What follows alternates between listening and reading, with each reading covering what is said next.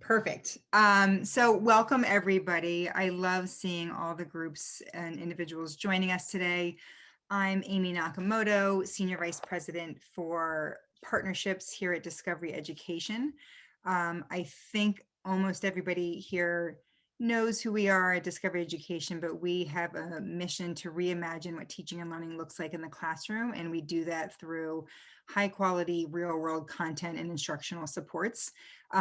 As an education company and a leader in the space, we're working with uh, over 45 million students globally in over 100 countries. And what that means that in this country is that 1 in 3 students have access to Discovery Education.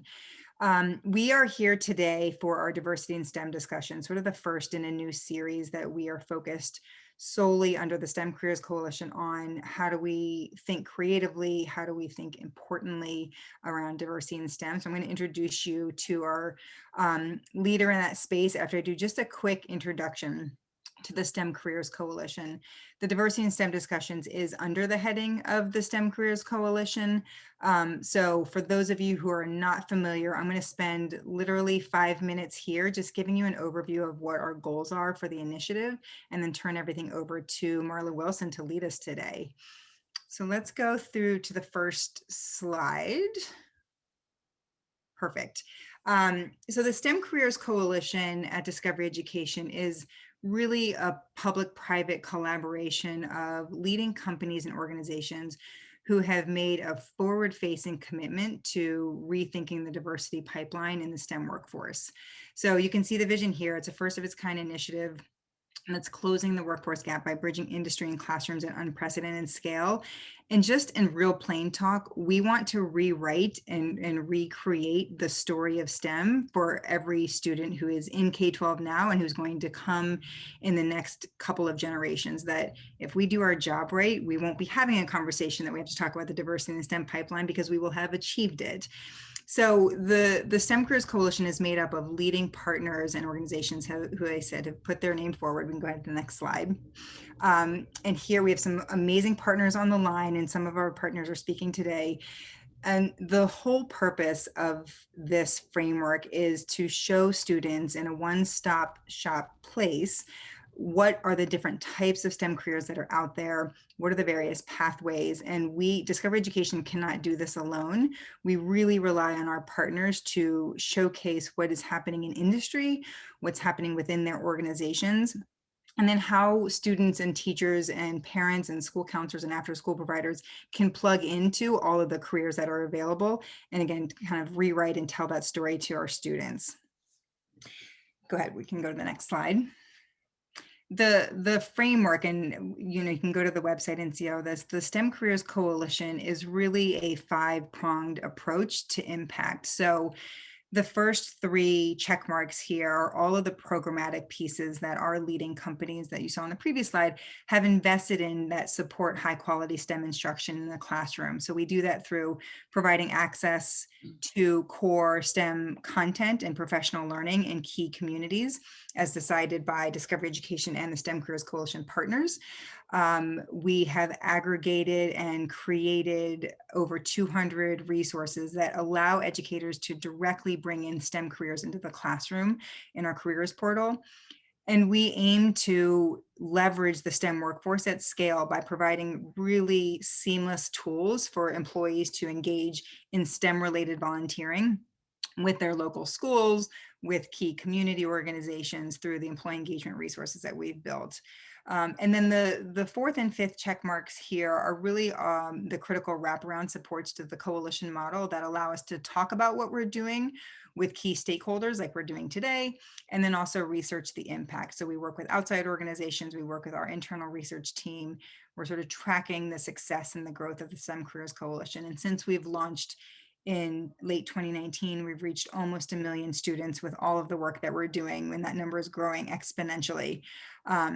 So I've had the pleasure of really working hand in hand with my partner on this, Marla Wilson. She is our fearless leader to the STEM Careers Coalition. She is the executor and visionary steward and storyteller of all of the things that we're doing here. And so I'm going to turn it over to Marla Wilson who works with all of our partners to make this vision a reality. Oh, Marla, you are on mute. And it just gave me that flashing message. But I was saying thank you, Amy, for that great introduction. I really appreciate that. And I want to again welcome all of our attendees today. I am excited to introduce you to the Equity Warriors leading this thoughtful discussion around designing the future for Black engineers today. So first, I want to start with introducing Rhonda Cosby, the principal of Grace James Academy of Excellence, which is an Afrocentric STEAM academy in Jefferson County Public Schools in Kentucky. Rhonda, who is passionate about providing students creative spaces to learn and grow, and is a strong advocate for those who have felt like they didn't have a voice, and is working to empower students with a STEM curriculum or STEAM curriculum that will inspire and instill a strong sense of identity. Welcome, Rhonda. And then we have Wadud Daoud, who is first an engineer and a program manager with Microsoft. Wadud is also a key member of the Blacks at Microsoft Affinity Group and the National Society of Black Engineers. Wadud has a deep commitment to actively defining space within his organization to mitigate the diversity divide and mobilize Black engineers to future industry leaders. Welcome, Wadud. And then we have Dr. Ashley Hutterson, Director of Engineering Education and Outreach at the American Society of Mechanical Engineers. Ashley is highly focused on diversity and inclusion issues within STEM education and is making a meaningful contribution to the diversification of the scientific workforce and empowering those interested in STEM, regardless of their background. Last but definitely not least, we have Rebecca Winkle, Economic Advisor for the American Petroleum Institute. And Rebecca and her team actively identified labor disparities within her industry and used this data to influence change through the identification of resourcing and activation of diversity initiatives. So before we dive into our discussion, I do want to direct us to the poll results if everyone's had an opportunity to vote. One, according to a National Science Foundation study on race and ethnicity, what percentage of scientists and engineers identify as Black or African American? So largely everyone voted 7.7%, and that is correct. And then the question number two is according to a 2019 study from the American Society of Engineering Education, what percentage of Black bachelor's degrees in engineering and science were awarded to Blacks or African Americans? I'm rolling up there to see how everyone voted. The majority of people voted 4.4%, and that is correct. So thank you so much for participating in that poll. We're going to dive a little bit more into some of those responses, but starting as for this panel, as you break down barriers and establish concrete ways to foster equitable opportunities for the next generation of diverse leaders in STEM in your organization or community, you are serving as a critically important equity warrior, and we thank you in advance. So my first question is for Rebecca. What compelling data or insights did you or do you regularly gather to establish the need for change? Thank you, Marla, for that question. I am happy to be here with you and this wonderful panel today. You know that I love that question. I am a researcher by training. My background is in economics and public policy. And in fact, a friend and colleague of mine on the STEM Careers Coalition always teases me good-naturedly when I get on my data soapbox and says, you can't get through a single meeting without bringing up how important the data is. And he's right, I can't, because it matters. And so I really believe that all of this good work that we're doing here needs to be grounded in the research. It has to have a technical foundation. And so that's where we started at API. Back in 2012, we were talking about the future workforce needs of the oil and natural gas industry and how we would fill those needs.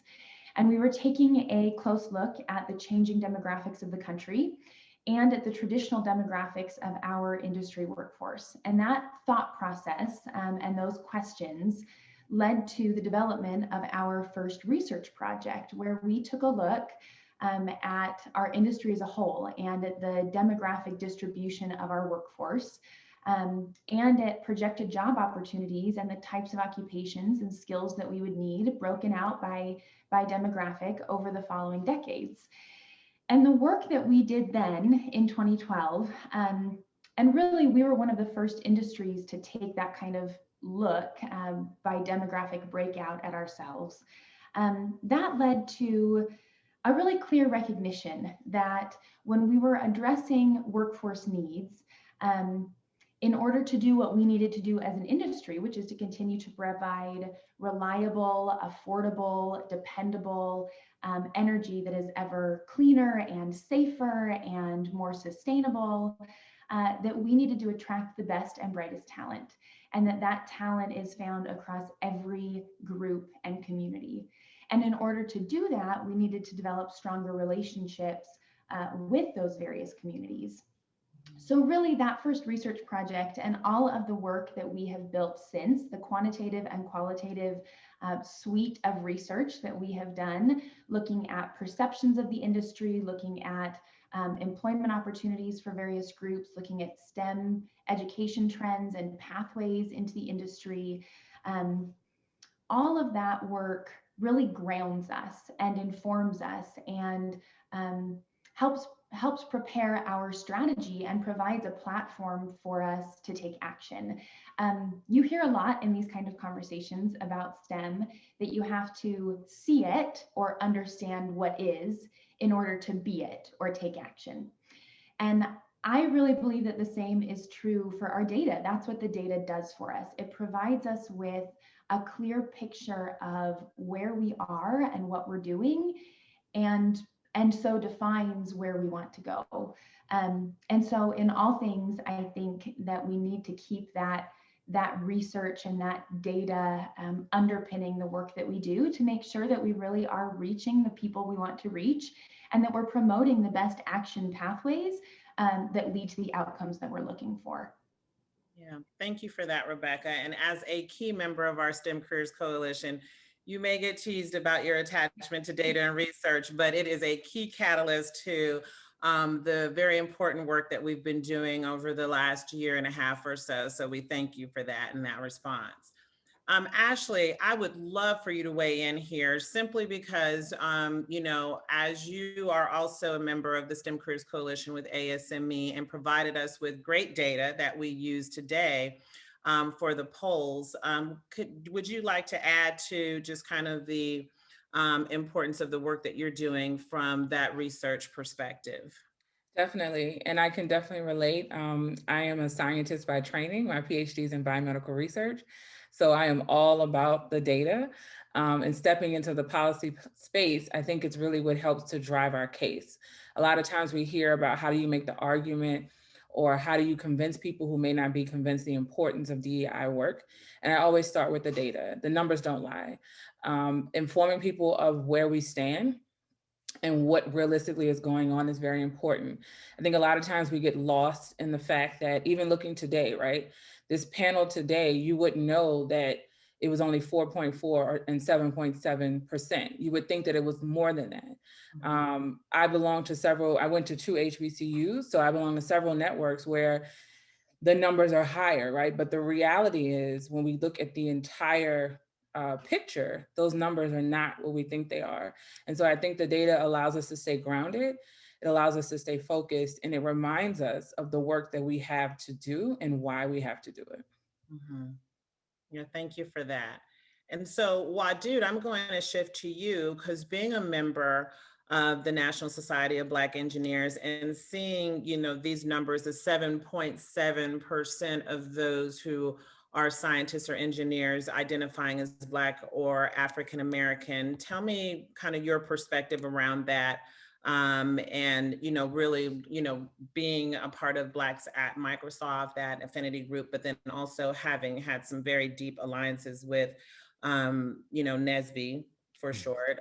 Tell me what your perspective is on those percentages. Yeah, no, first off, I appreciate the opportunity to be here. Really excited. Kind of piggybacking off of what the others had said, I think one really big thing from a data perspective that I think really stuck with me and has stuck with me was in my role at NSBE, I oversaw corporate partnerships for the society. So I'm in these meetings with HR representatives from Google, Chevron, Exxon, and more. And you talk to these organizations and they say they want to hire diverse talent, right? And then you talk to the students and they want to work at these exact same companies. But in that role, I realized just how much friction there was because the data doesn't match up. And Dr. Hutterson, you touched on this too, where you think about the fact that when you analyze the data that we have for the goals that these different corporations set, let's say Fortune 500 companies, for diverse hiring targets, and really contrast that with the actual pipeline, you understand that somebody's not going to win. And one of the big things that I'm super passionate about and what I spend a lot of my time on internally at Microsoft too is kind of realizing where that friction is. And from what I've seen personally, it's the data that shows, over 70% of resumes last year didn't get read. They went into a black hole system that looks at keywords, black and white documents, and formatting. And conversely, you look at, in a study that was done, I think 2 years ago by the Undercover Recruiter, where they saw that out of 2,000 bosses, I think 66% of them said within the first 90 seconds of an interview, they knew whether or not they were going to hire that candidate. And so what really excites me is the fact that I think the process today doesn't value potential. And that data that we see there really showcases how we all know intuitively there's more potential there, but we just don't see it. And so I'm super passionate about figuring out how we make sure that potential is something that's valued. And it's not just about being ready today or being ready tomorrow, but making sure we have a flywheel that values that potential and cultivates that potential to get them to whatever that goal might be.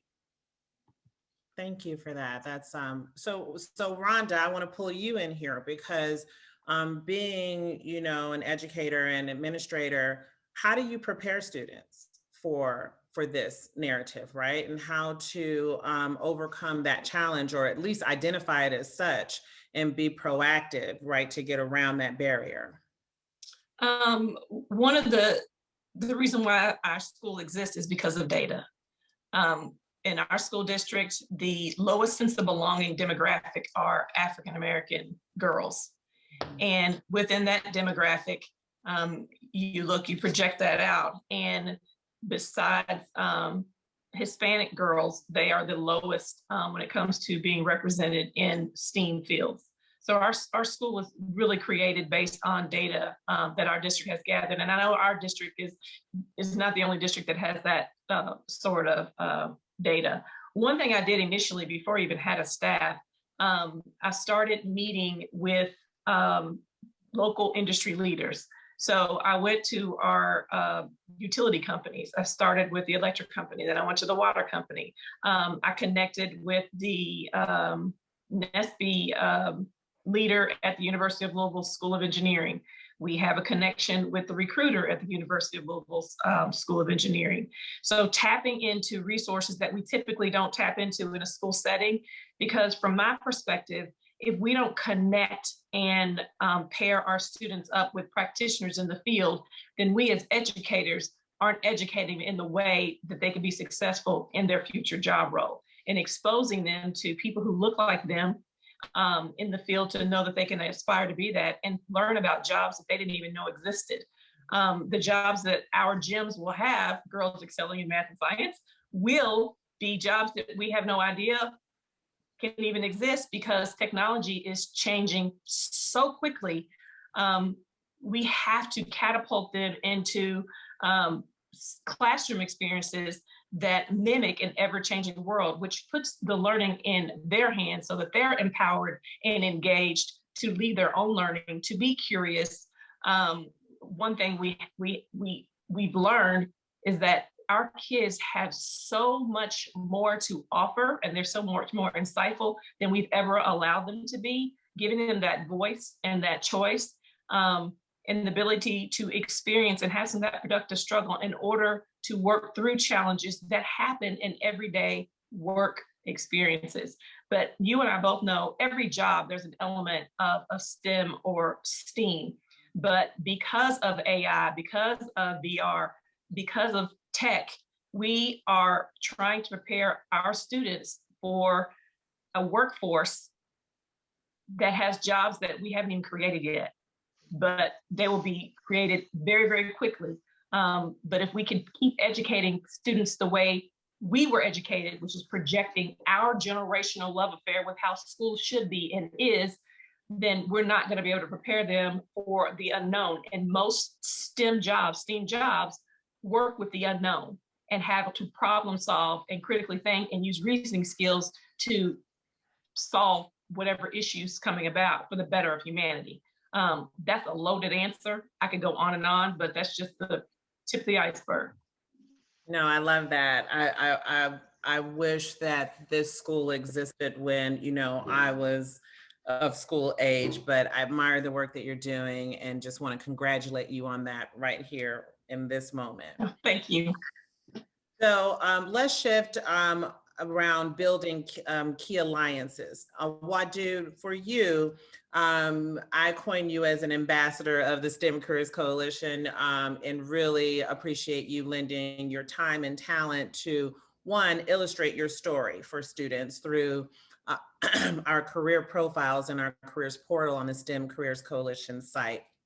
But as you have clearly embraced your role as an equity warrior, tell us who have been some of the most critical partners that you found to be both informative and supportive.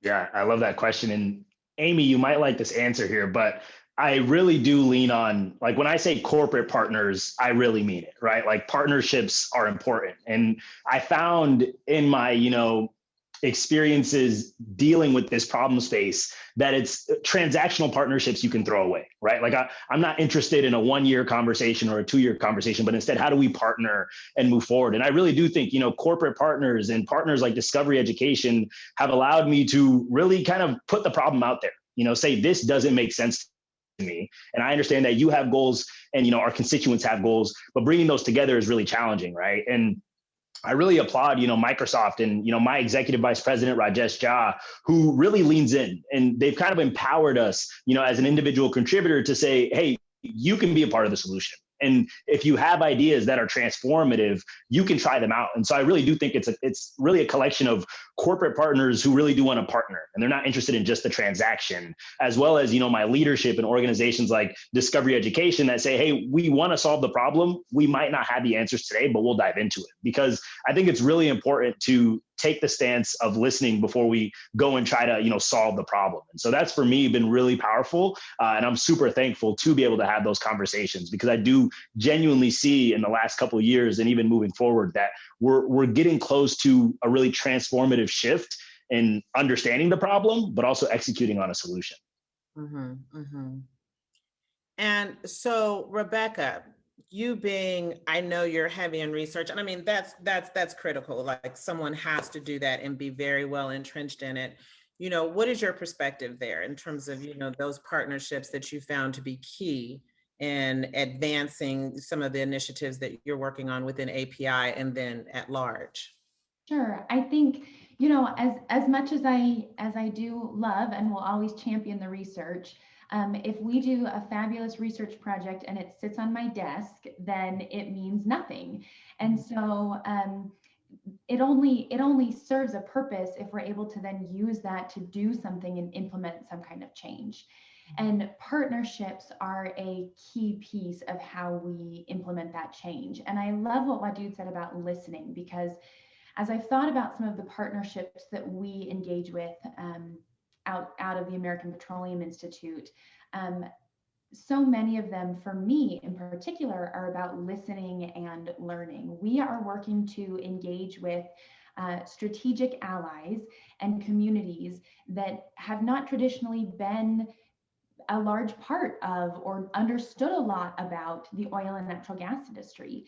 And how presumptuous then of me to say, well, I've done this research project, I'm going to come in and I have all of these solutions for you, for your community. That's not how it works at all. And so we need those corporate partners. And then, being a corporate partner, we desperately need those community partners who are on the ground, who are able to connect us with the constituents and communities that they represent. And I have learned so much from them. our partners, the American Association of Blacks in Energy, the Congressional Black Caucus Foundation, the Society of Hispanic Professional Engineers, people in this space who are doing good work and who are passionate about it and who understand that these are challenges and opportunities that are bigger than all of us. And so we need to work together on them. The other thing that I would say about partnerships is the external partnerships are really important, and so are the internal partnerships. And to Wadud's point about the executive that he reports up to, I have found that finding that executive support is critical in being able to build out this kind of work.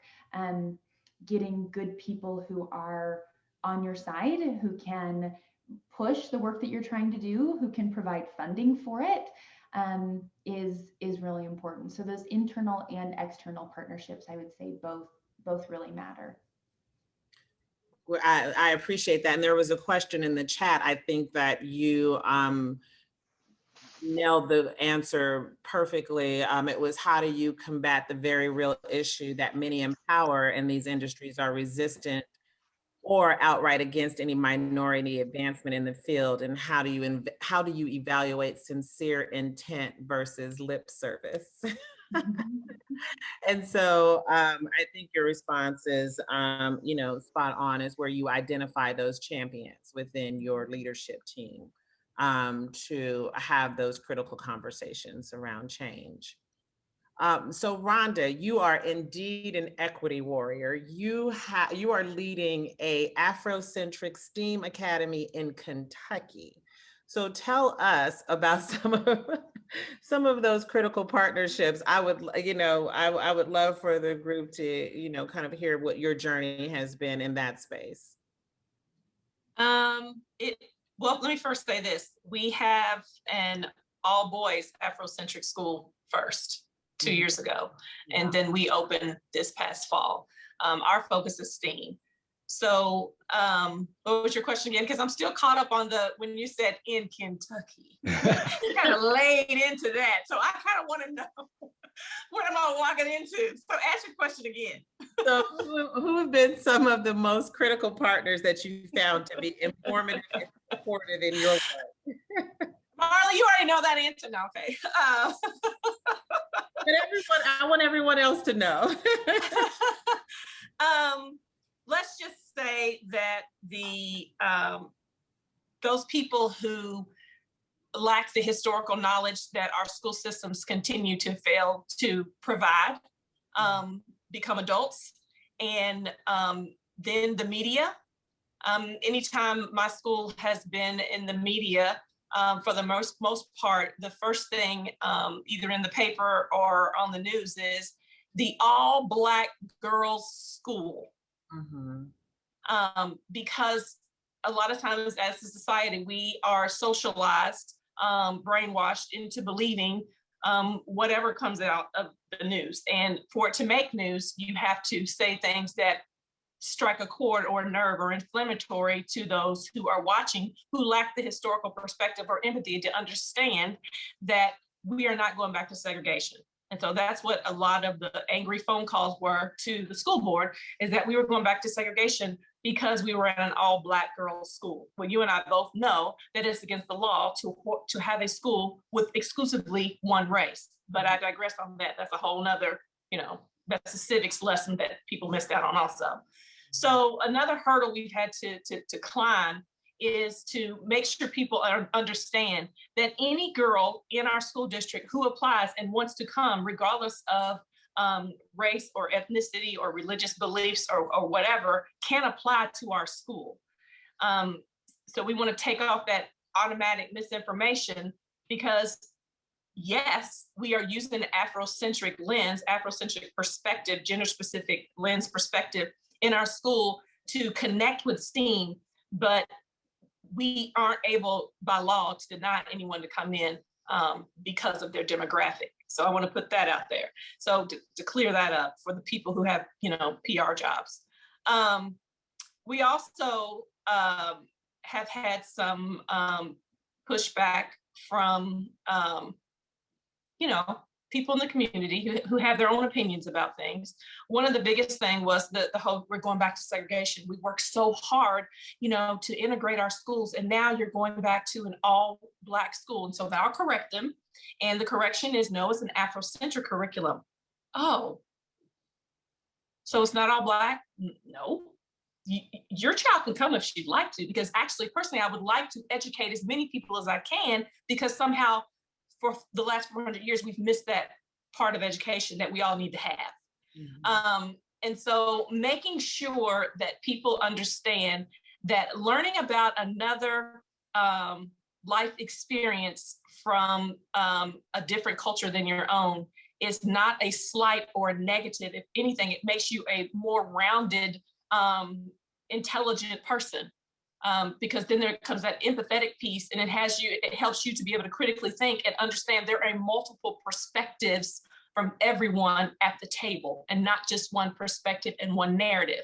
And because we have historically within schools only taught one narrative, now all of a sudden when there is people who push back on the common narrative of everything's great and fine and let's just pledge allegiance to the flag and everybody's great, then there's, oh my gosh, well, what's wrong? I thought everything was kumbaya.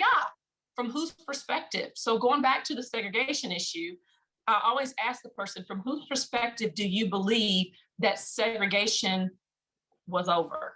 Because from where I sit in my life experiences and the people that are within my culture, we are still experiencing segregation. It is not as overt, but it is definitely covert, and it is very much systemic in all realms, not just in education. I don't even know if I answered your question, but you did, and so many others. And so I appreciate you for that. And, you know, because this is, you know, the diversity and STEM discussions are really designed to have a thoughtful discussion from our, you know, education and corporate sectors. With what you just said, how can companies support, right? The real analogies that you just illustrated, like how do companies come together with you in this Afrocentric STEAM academy setting, whether it be for boys or girls, and support what you see, right, daily as you look at your students and, you know, the community makeup? Because they're coming to apply for jobs. So I guess some of my questions would be, who do you have sitting at the seat at your table? Because you don't know what you don't know. If you're unaware of your own view because of your life experiences, then you may not truly be aware of others at the table. And then once you are made aware, once you know better, you have to do better. But you have to make sure that you're set up to hear the multiple perspectives at the table, not just something that is good PR talk for the company or the industry. We sent out a memo, and now we're going to be more astute in acknowledging Black Lives Matter or whatever's happening, you know, in society, but a real authentic conversation beyond a group that's representative of all the different backgrounds in the company, but the decision-making people at the table. Who are they? Who do they look like? Whose perspective are we perpetuating year after year in this particular industry? Because that speaks fine. You know, it all starts at the top. And so if the top doesn't represent different perspectives, so as to say your view of an excellent candidate to come into this industry is jaded by your unknown biases, you will continue to hire in people based on your value system or your life experiences. When people who make up that particular industry or company are coming in with their own stories and their own narratives. But if you don't have them at the table and have them engage and bring into your awareness where this company is falling short and seeing people outside of what they typically bring into the company, then you're going to continue to not have a diverse employee group. I was on a panel not too long ago, and this lady, she was the CEO of something, and she was going on and on about diversity, and we were so diverse. And from her perspective, from her life experiences, being diverse was having a few women in the field. And so I'm sitting there on the panel like, well, I'm double. I'm a Black female, and I'm Black and I'm a female. So then my diversity lens is different. So we have to make sure that whoever has a seat at the table, the chair is not broken, the chair matches the rest of the chairs around the table, and that someone is not only listening, but they are implementing and truly having an accountable impact for how they're taking the new learning, their new knowledge into that workspace. It can't be lip service. And agreed. And I think that you bring a very good point, is that we have to define diversity before we can even touch on a conversation around equity and inclusion, right? So those perspectives, and like you said, that diversity lens, like we have to have some commonality on how we're defining what diversity is. And once you define the diversity and recognize the diversity, just not having women in the space, you also have to recognize that those people who are listening to you at the table, who've never really had you at the table, they're not in charge of how things roll out. Because then it can become sugar-coated or watered down from the original intent of truly being diverse in a workspace. You know, well, you can come on this committee, but I'm going to limit Dr. Hutchinson and how far you can go, because we don't want to make people uncomfortable. Well, daggone it, there's a lot of us out here who've been uncomfortable for a very long time, and time is up. Agreed. Thank you so much. Now, Ashley, this is a great segue, because I have a question for you. I have a couple questions for you, but you have a fantastic following, and you've done some amazing work in this space. What are some of the key actions you've taken, you know, big or small, to impact change within your organization or community? Well, thank you for that compliment. Oftentimes we don't realize what we're doing when we're doing it. So I appreciate that. I think for me, this is both a professional and a personal journey. And I'm lucky that my purpose and my passion and my position all align to allow me to do this type of work. And I say that to say that from a personal perspective, on both pieces, you do the work. Right? You just do the work. And I think that's a very fundamental piece, that you just do it. When I came into my organization, I wasn't hired for diversity and inclusion. I wasn't hired to do anything around that, but it's an integral part of my being. When I show up somewhere, when I am presenting myself, I present as an African-American female. And so in doing that, I bring those experiences with me.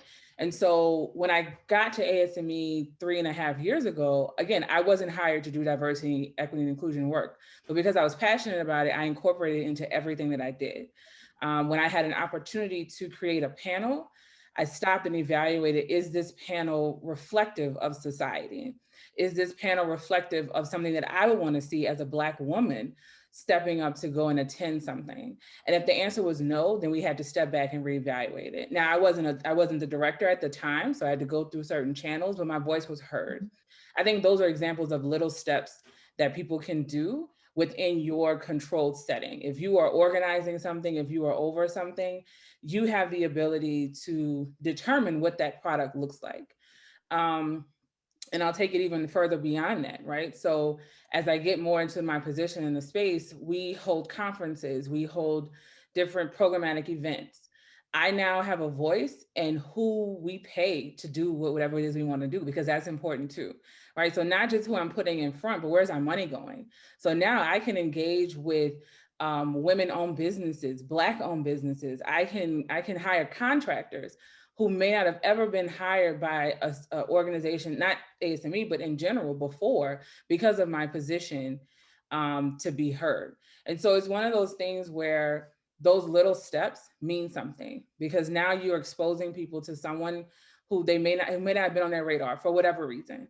And now they're doing the work, and they're representing society.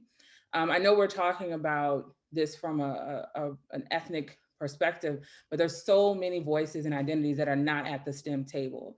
And so when you aim to represent them, it's very important, right? You can't do all of them, but it is important to try. And I think that that's something that I appreciate about ASME. And I appreciate about them letting me step in to just kind of do this type of work. And from a professional perspective in ASME, just like not me just being me, but just an intentional step, there are also other partnerships that we have, we've stepped into. This is one of them, but there are others. And what I appreciate is that it's understood that we don't know everything. And even as a Black woman, I don't know everything about different challenges, about different voices that are not at the table. I don't know what my Latino, my Native American, I don't know what those experiences are. But what I do know is that there are organizations that focus on that experience, and I can reach out to them. I can have a conversation with them. I can invite them to the table, and I can listen, which has been shared throughout this entire panel, and not tell them that their experiences are not valid, which is also another problem. And so in doing that, it allows me to still be me, still represent ASME, but I'm now listening to other people's experiences. I'm also bringing my network, right? I'm bringing the access that I have, the resources that I have that someone else may not have, and I'm giving that to them so that we can now amplify their voice, as well as the barriers and the issues, to make people more aware, so that when people have a poll, they know that it's 7.7%, right? Because we've talked about this number, we've shared this number, and it's not a surprise. No, I'd love that response. And Rebecca, you and I have multiple conversations throughout the year, but they're very thoughtful conversations around impact, right? And I know you have a ginormous job with API, one, because they're, very honestly, there are groups that are highly underrepresented in the oil and gas field, especially from a leadership standpoint, right? So tell me, same question I'm pitching to you around some of the key actions that you continue to take or have taken to impact change within your industry or organization. It's a great question, and I think that it requires a lot of different answers, and so I'll offer my 2 cents. But I think a couple of things. I think building that support, and I talked about this a minute ago, but building that support internally, you just can't overstate how important that is, to be able to get people on your side. And for me, as I've gone through this journey, I'm similar to Dr. Hutterson in that I was not hired for this role in particular, but it's something that I was interested in and passionate about. And so became the person, at API who did this work, and with a number of other passionate and very, very competent colleagues. But API is not an education company. The oil and natural gas industry is not in the business of education. We do education, we do some workforce development, but we're actually in the business of providing affordable, reliable, sustainable energy. And so one of the things that I have learned as I've tried to build support and grow this work is the need to connect it in a real way to the goals and objectives that others in our business units have. And so as I work with my colleagues in our communications departments, in our different policy divisions, in our government relations divisions, having conversations about why this work matters for what they're trying to do, and helping bring them along. And I would say in my experience, people are quite receptive, but sometimes you have to help connect the dots. Mm-hmm. And so explaining why it's so important that we have all of these different voices at the table, getting them on board with the work that we're trying to do, and then doing really good work. So making sure that that the work that we do meets the goals that we set out to meet, that we are able to advance our mission priorities, and that we're able to, build on the work that we're doing in order to develop the strategic relationships that we need in order to establish that pipeline for the workforce of the future. Making sure that that work is good and solid helps bring people along, and they say, okay, I see, I understand, and I'm seeing the fruits of that. I'm seeing the results of that. And so I'm getting convinced as you do your good work. And that puts a little bit of pressure on those of us who are in these spots trying to make it happen. But I think as we do that, we start to build these networks of people who see and understand what we're really trying to do and why it matters to them. And when those incentives line up, really good things happen. Agreed. And as I can appreciate how your role evolved into some of these spaces, sincerely appreciate your commitment to equity and looking at the solve around those, more inclusive workforce environments. So I'm looking at the time, like we could literally talk for hours about this, and I wish we had the time. I have one last question before we begin to wrap up and look at any questions from our attendees today to our panelists. For you, Rhonda, as I want, us to start thinking, big and bold about how we can kind of level this playing field for our students. What big idea or big vision have you or we not even explored to amplify or engage diverse students in STEM? Did you say we didn't have a lot of time? Okay. I know. So let me go with so bad. Let me go all the way back. One thing I think we have to address, and it starts with higher ed and teacher preparation programs. We have to, in education, hit it head on the notion of equity, and really, what does that mean? And the intersectionality of all the groups that come into our space. We are relying on teachers, which a lot of us have kids on here. We are relying on them to help mold our students to who they will become. Now that can go either way, depending upon the adult in that space. But if the adult in that space has biases that they're completely unaware of, or if they have beliefs about certain types of students, whether it's LGBTQ community or whether it's students of affluence, regardless, our biases, and we all have them, can get in the way in how we inspire and encourage and support children. That's number one. So within our schools of education, those students who are aspiring to be teachers to impact our next generation of leaders in a larger society, they have to be aware that everyone who comes in their classroom has a cultural perspective or learned and lived experiences, and understanding their cultural assets that they bring to the space and acknowledging that and integrating that with what they're teaching and learning, but also not to have the blind spot of, well, all the time I've grown up, when I watch 6 o'clock blues, it's always Black men shooting, killing, and robbing and stealing, when that is the narrative that has been shoved down your throat. But is that really the true narrative? And do you ever question and challenge that? Teaching future teachers criticality. We teach the child first before we start talking about academics and content. It's a human job.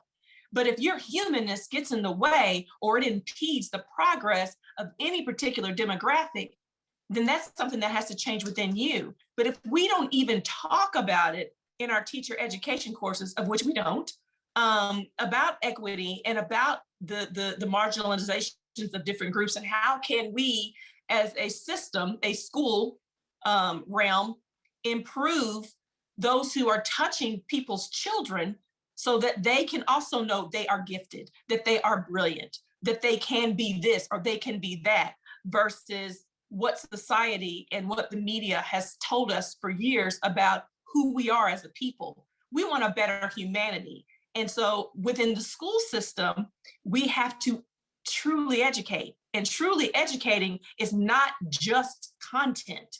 Truly educating is making better citizens for a larger society that can fight for the humanity of all. There goes that criticality piece. So I say it starts with schools of education at the college level for incoming teachers or incoming principals or whatever. But it has to be a continuous learning and evolving, because we have all been socialized to believe a certain way and a certain narrative. So we all have to be re-educated and unlearn and relearn what it's like to really fight for the humanity of all. You're muted, Marla. There's all kinds of construction happening in my world right now. So I was trying to say all that as I was listening. Thank you so much, Rhonda, for that response, and totally agree. Wadud, I know that there was a question for you in the chat. If you can give me an answer for this group in like 1 minute and 30 seconds, I can stay on schedule with our. I can do 125. So the question I'm seeing here is about kind of what is the data that you would able to use to be able to kind of validate that there's potential in these diverse candidates. And the only thing I'll say to that is, when you're looking at data, it's also important to think about who's the audience that you're presenting it to, right? Like a quote that stands out a lot to me is one that ties to kind of the experiences of Black people, where it says, do you really explain how a fire happened to somebody who got burned? We're not the audience, right? And when I think about exposing potential of diverse candidates, it's really all about choosing the assumptions that we need to validate for the audience and making sure that we have programs to be able to get that data and validate it. And so we could talk about it offline, feel free to ping me, but the efforts that I'm driving internally right now are really trying to take those assumptions that we have and prove them out. And not only prove them out with the system today that is recruiting talent, but instead prove them out with the system that we believe as the individuals who've gone through the process needs to work. I don't know how long that was, Marla. I tried really hard. I don't know, but that was fantastic. Thank you, Wajid. And to that point, all of our panelists can be found on LinkedIn if you're looking to connect and ask more questions.